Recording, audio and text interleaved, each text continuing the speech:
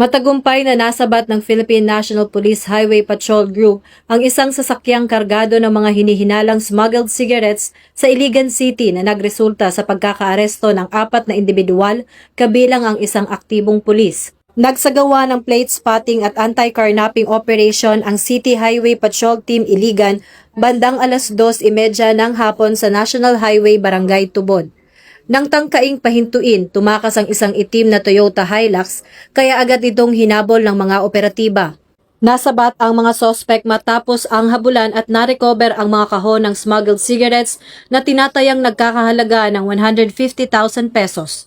Nakuha rin sa kanila ang isang Glock 17 Gen 4 9mm pistol na may markang PNP property.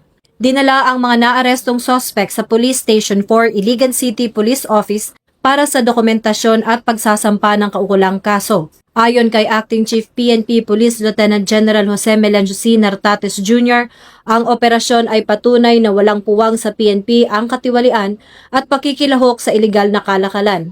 Tinutugunan nila ang panawagan ng Pangulo para sa malinis na serbisyo. Patuloy ang PNP sa mahigpit na pagpapatupad ng internal cleansing at pagtiyak na ligtas ang mga lansangan laban sa ilegal na kalakalan bilang bahagi ng bagong PNP para sa bagong Pilipinas.